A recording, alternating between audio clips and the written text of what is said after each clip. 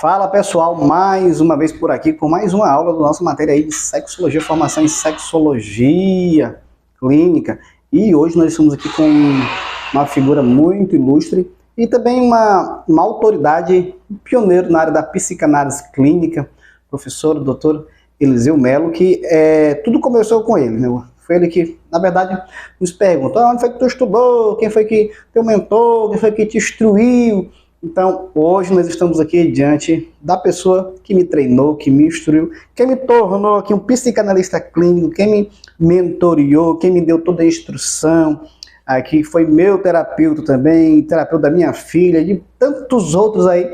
Na verdade, o Freud foi o pai da psicanálise. Inclusive, nesse mês aí nós comemoramos aí o dia do psicanalista, dia 6 de maio, né? O Freud é o pai da psicanálise, mas o pai da psicanálise no Hacre, Eliseu, professor Dr. Eliseu Melo, seja muito bem-vindo, professor.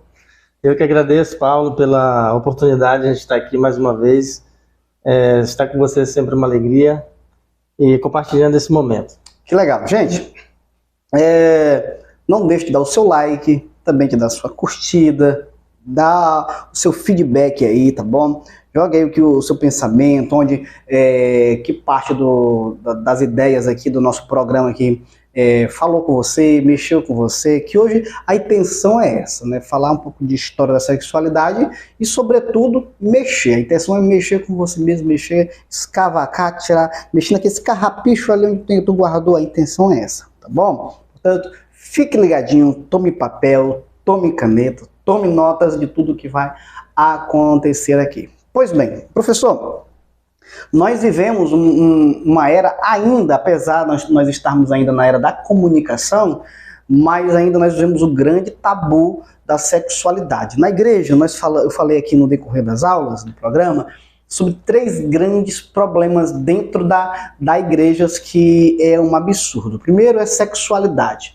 Segundo é política e terceiro é dinheiro. Falar sobre esses 3 dentro da igreja é um tabu. No entanto, o sexo ele é um problema não somente dentro da igreja, mas fora da igreja. Como é que o senhor vê e por que você acha que as pessoas ainda ignoram essa questão da sexualidade como um todo, tanto na perspectiva cristã como fora dos 4 cantos da igreja? Bom, veja, nós estamos vinculados diretamente com um fator moral, cultural e religioso, né? Quando a gente olha na história da humanidade, a gente vai percebendo que no mundo antigo não se tinha nenhum problema com a sexualidade. Era uma coisa muito normal, muito natural e não se tinha nenhum problema. Com o advento da religião, das normas, né, dos valores, política e de como essa sociedade se constrói, é que começa a se criar os tabus, os assuntos ou os temas proibidos, o que pode e o que não pode, né? Principalmente aqui no Brasil. Quando a gente olha historicamente o Brasil, porque assim, para a gente falar do Brasil, a gente precisa olhar um pouquinho como que o Brasil foi construído, né? Então, para começar, o Brasil foi construído por bandidos, né? Ou seja, invasores, pessoas, os espanhóis, os portugueses, vieram para cá e começaram a agredir moralmente, religiosamente, politicamente, fisicamente, os donos do Brasil, que são os povos originários. E as pessoas que vieram para cá, da Europa, o que eles fizeram? Com esse intuito de agressão e subtração também dos bens, veio agregado a religião cristã. A religião cristã ela é puramente moral, né? Não estou dizendo que a moral não é importante. A moral ela tem a sua contribuição, né? É como um freio social. Mas o problema é que a Igreja Católica, quando começa a se impor... muito obrigado. Quando a Igreja Católica começa a se impor aqui no Brasil, não só com os povos originários, mas escravizando muitos africanos, eles vão fazer isso em nome de Deus. Porque eles vêm falando sobre, olha, a religião que vocês estão é uma religião que não serve para gente. Vocês têm que banir essa religião, que é de um espírito mal, do demônio, e a boa religião é que a gente prega, que é um cristianismo. Mas esse cristianismo que veio com a Igreja Católica, e que nós somos herança, veio completamente desconfigurado daquilo que Jesus pregou, daquilo que Jesus ensinou. Inclusive eu falo sobre isso no meu livro que eu lancei agora recentemente, o Dharma, o Karma e Pessoas Sem Alma. Eu vou falar um pouco sobre esses temas que Jesus não tinha nenhuma preocupação em falar. Mas a igreja desvirtuou. Então, como a igreja desvirtuou, o que a igreja fez? A partir desse desenvolvimento, quando eu falei que vinham bandidos, porque vieram subtrair uma coisa que não eram deles, e muitos eram foragidos, fugitivos, tiveram que vir da Espanha, de Portugal, Lisboa, né? Eles vieram de lá, muitos fugidos, para se refugiar aqui. Então, o que acontece? Mas trouxeram o cristianismo em nome de Deus. E aqui que a Igreja Católica fez? A Igreja Católica, ela associou o sexo à pornografia. Associou o sexo a uma coisa ruim. E isso já vem de longe, porque na época, Orígenes, um dos pais da igreja, o que ele dizia? Ele dizia que da cintura para baixo era do demônio. E do umbigo para cima nós éramos de Deus. E o que acontece? Começa a se pensar que o casal só pode usar o sexo para procriar, para ter filhos. Mas os tempos vão mudando, e a igreja vai ensinando que não pode, que não pode, que não pode, e isso vai criando uma barreira moral e uma barreira de identificação, de não conhecimento do próprio corpo, porque o sujeito não começa a se identificar mais com o seu próprio corpo. E é isso que a psicanálise vem trazer, né? A psicanálise vem fazer com que o sujeito olhe para a sexualidade não somente do ponto de vista da penetração, porque a igreja focou muito na penetração. E quando Freud começa a abordar lá nos primeiros ensaios que ele faz, vou tomar uma dose desse café aqui para ver se é de verdade. Gente, você que está chegando agora, aqui nessa aula poderosa que vai ser hoje, nós estamos aqui com Eliseu da Costa Melo, que além de professor e doutor na área da psicanálise clínica, ele também é escritor de livros, e aí boa parte dos seus livros, dos seus escritos, é na área da mente, né, da emoção, e para mim é uma das maiores autoridades aqui do nosso estado do Acre, da nossa região norte. O professor Eliseu, ele não apenas ele é um professor, mas ele é um pesquisador da área, ele é um apaixonado da área aqui. E aqui eu vou falar que o currículo dele, na verdade o currículo dele não chega nem aos pés da capacidade ideológica, teológica, filosófica, psicológica, psicanalítica que ele tem, né? Então nós estamos aqui diante de uma grande autoridade, foi o cara que me treinou, e hoje nós estamos ouvindo aqui, ele já está contando um pouco da história aqui, da sexualidade, o porquê desse grande tabu. Professor. Obrigado, Paulo.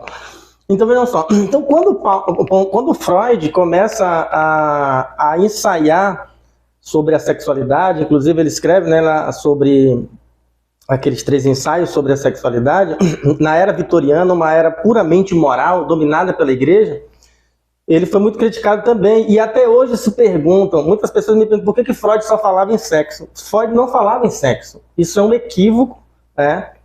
Talvez essas pessoas que nos perguntam por que Freud falava tanto em sexo não tenham o conhecimento necessário, e a gente entende, porque boa parte não tem mesmo. Freud não falava sobre sexo, ele falava sobre sexualidade, né? Então a sexualidade é uma coisa e o sexo é outra. Então Freud começa a falar sobre a sexualidade não no sentido de penetração. Por quê?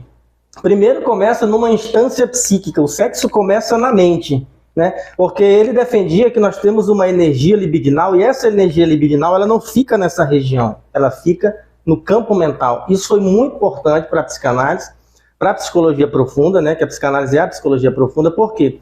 Porque a igreja e a medicina também da época associavam o sexo a essa baixa região.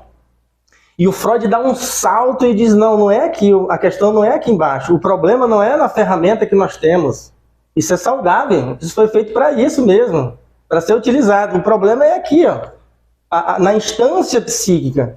Quando o sujeito começa a catequizar essa energia, né, ele usou esse termo, o que significa isso? Reprimir a energia libidinosa no campo mental, o sujeito vai ter que sublimar essa energia libidinal para uma outra situação, vai desviar o foco de transar, de sexo, para uma outra direção.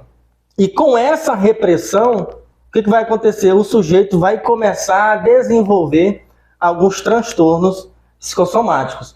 E o que acontece? Claro que a igreja se manifestou para criticar o Freud, também os trabalhos dele. A igreja também na época, mesmo ele sendo do judeu. O que acontece? Na verdade, o Freud ele sempre quis se desassociar tanto do judaísmo, porque como judeu, ele não queria em nenhum momento, até que nós estávamos num período ali de guerra, de muita euforia, né, no mundo, na Europa, então ele não queria em nenhum momento ser associado ao judaísmo, à religião, muito menos ao cristianismo, porque isso era um problema para ele. Por quê? Porque ele queria que a psicanálise fosse um método que pudesse estar dentro dos moldes acadêmicos científicos. Então ele não queria que ela tivesse associado ao cristianismo e nem ao judaísmo, nem nenhuma religião. Já para tirar esse lado místico, né? Essa questão do misticismo, dos dogmas, essa questão dos valores morais apegados, até porque a psicanálise é muito interessante, por quê? Porque a psicanálise não trabalha com julgamento, né? E aí o que acontece? A igreja, quando olha para a questão sexual, a igreja já olha com um olhar de proibição. E o Freud, quando vai ensaiar a psicanálise, ele começa a olhar com um olhar diferenciado, dizendo para os pacientes, para o seu público acadêmico, ele dava muita conferência, principalmente nas universidades, falando, olha, a sexualidade é uma fonte de inspiração e criativa. Por quê? Para escrever livros, para produzir trabalhos acadêmicos, para fazer descoberta, para criar um carro, para se criar avião, para todo o processo criativo que existe no mundo, ele passa pela energia libidinal. Ou seja, essa energia libidinal é uma energia criativa, é uma energia que cria, que desenvolve e que amplia a nossa mente. Então ela não serve só para isso. E aí começa a sair dos moldes de que o sexo é apenas fisiológico, ele é apenas uma questão reprodutória e que o sexo só tem a ver com a questão do nosso sistema endócrino, para que ele se equilibre. Então começa a se sair dessa instância para se pensar falar sobre sexualidade. Quando Freud falava sobre sexualidade é uma questão de relacionamento, de relação com o sujeito que precisa olhar para si mesmo e se identificar com o seu próprio corpo. A igreja proibia isso. Você não pode se masturbar, você não pode pegar na sua área genital, a mulher não pode se tocar, cheio de proibição, porque era visto como algo imoral. E a partir da psicanálise começa a se abrir um novo mundo em onde você precisa olhar para você precisa se tocar, porque quando você começa a se tocar, se acariciar, isso é uma sexualização, né? Você começa a se descobrir as partes erógenas do seu corpo, onde você sente mais prazer, onde você não sente. Então o que acontece? Eu começo a me identificar, mas o problema é que o sexo, ou a sexualização, ela tem a ver também, Paulo, ela vai passar pelos moldes culturais, políticos e morais, porque tem a ver com uma cultura. Como uma cultura olha para isso, né? Então, por exemplo, aqui no Brasil, as mulheres que trabalham como acompanhantes são extremamente julgadas, mas em vários países com a mente mais aberta, principalmente na Holanda, isso é registrado pelo governo, elas pagam impostos, trabalham de carteira assinada, não tem nenhum problema com isso, entende? Então a sexualidade é muito aberta. Então o problema maior, só respondendo a sua pergunta, fincando nisso, em especial no Brasil, foi uma questão cultural religiosa, foi a igreja. A igreja tem um papel muito forte nisso. É tanto que quando a gente está em atendimento clínico, a gente vai perceber que muitos pacientes eles demoram a entrar em análise por conta da questão moral e religiosa. Porque existem muitas coisas que a pessoa ela aprendeu, ainda que a pessoa não vá para a igreja todos os dias, mas os pais, assim, na nossa cultura está intrínseco isso, os ensinamentos, até na educação da criança a gente vai trabalhar os valores cristãos, né? E aí a pessoa acaba se retraindo. Então, por exemplo, uma pessoa vai ser atendida com você, ela tem até vergonha de falar um pouco sobre a sua sexualidade, falar, por exemplo, que nunca teve um orgasmo, porque ela acha que o analista vai olhar com um olhar de julgamento. Mas não tem isso, o julgamento, o analista não está preocupado com o julgamento. Até porque o papel da análise não é julgar. O analista vai acolher aquela pessoa, porque para que é a psicanálise? A psicanálise é para o sujeito que sofre. Então a psicanálise, o analista acolhe o sujeito que sofre, ouve o sujeito atentamente, sem nenhum tipo de julgamento, para poder entender, interpretar, como diz Lacan, e devolver essa verdade para o paciente de uma forma remoída. Então, mas no fundo a gente vai ver que é uma questão, a questão religiosa, ela é muito forte. Ainda que as pessoas falam, tem pessoas que falam até assim, eu nem acredito em Deus. Já atendi pacientes que diziam que não acreditavam em Deus. Mas o problema com a sexualidade era muito forte. Eu não sei se aqui eu posso dar um exemplo. Deve. Eu atendi quer dizer, a gente tem vários casos, mas eu atendi um caso de um rapaz, um jovem, né, 46 anos, é um jovem ainda. Ele havia separado da esposa e a demanda, quando ele chegou lá, a demanda foi o seguinte, ele estava casado, mas há 2 anos ele não tinha ereção. Ele já tinha comprado até a Azulzinha, né, o Cialis. Maca peruana. E amendoim. Tomava e fazia catuaba e não sei o que, tudo que se dava.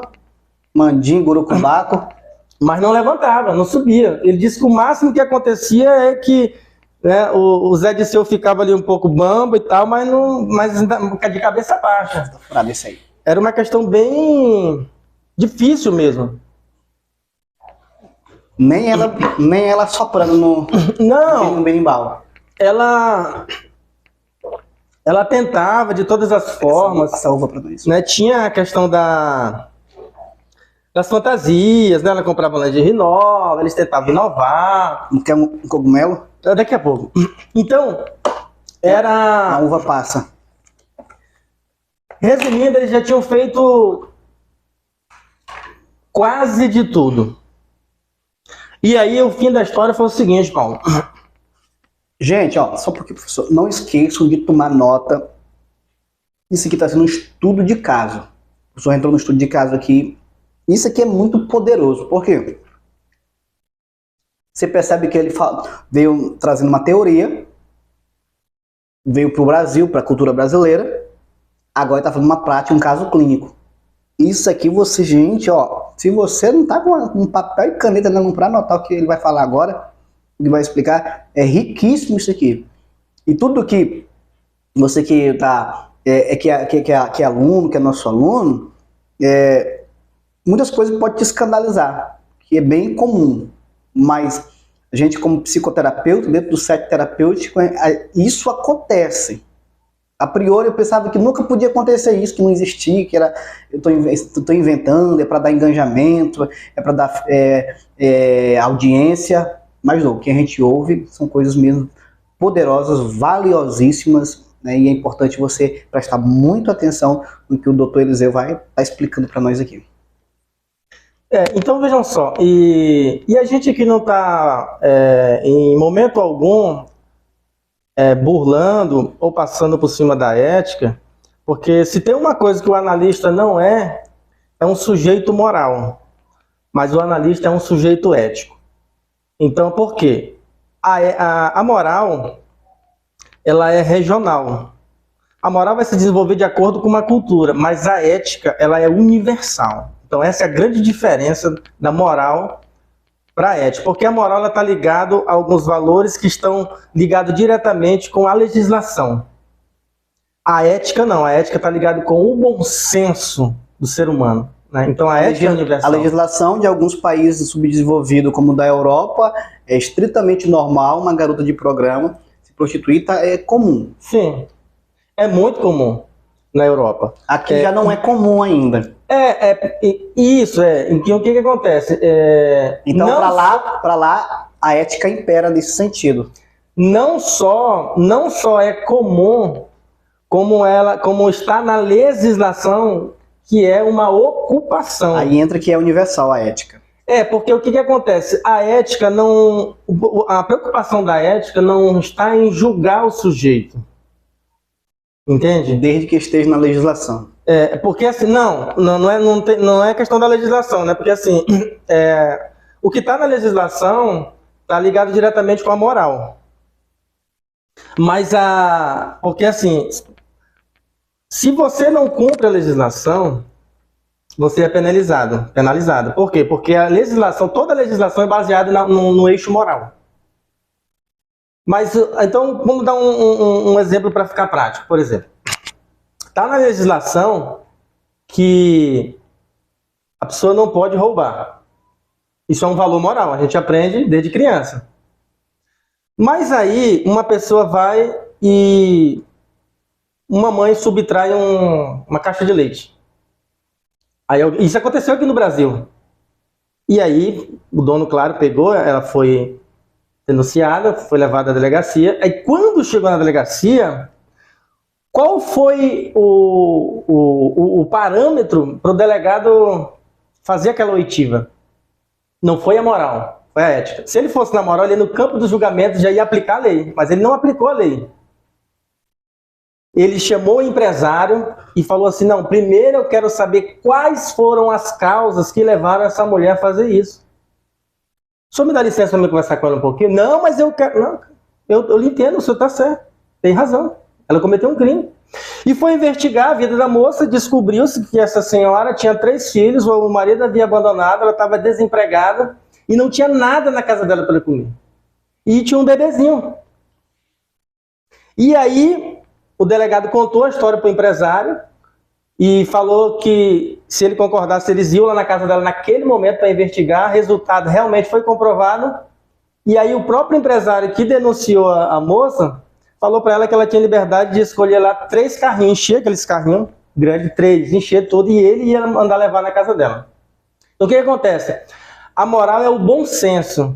Ou seja, ainda que alguém possa ter cometido um erro, mas você não deve se apressar na aplicação da lei, mas tentar entender o porquê, o que está por detrás disso. Um processo investigativo, é isso que é o papel da psicanálise, é isso que a psicanálise faz. Por isso que muitos pacientes, analisando, às vezes ficam um pouco intimidados pela questão moral. Será que o analista vai pensar de mim? O que esse psicanalista vai pensar? Né? Eu vou falar isso. Ele não vai pensar nada. Ele não tem o que pensar nada. Ele não está ali para julgar. A ferramenta dele não é essa.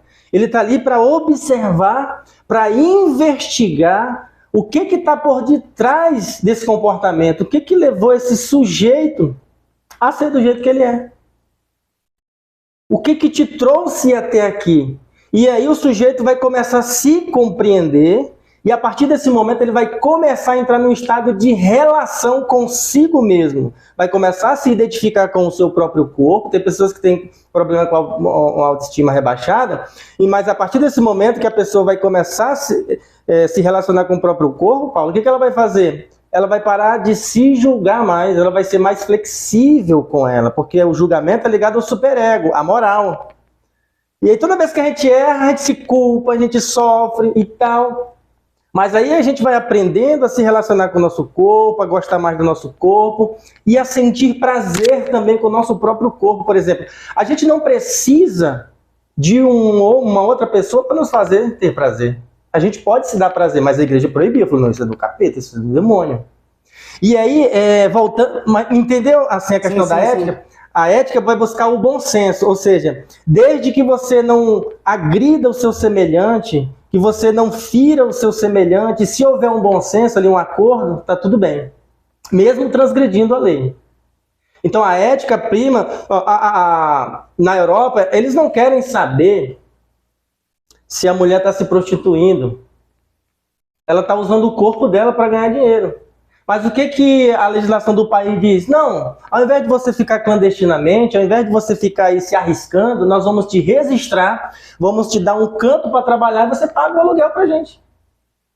Paga o imposto. Aí tá lá uma sala com ar-condicionado, entendeu? TV, tudo de bom. É como se fosse um hotel. Aí elas ficam numa vitrine, no meio da rua, na avenida. O pessoal vai passando, as moças ficam lá na vitrine, cada um com seu quartinho, entende? E tem segurança.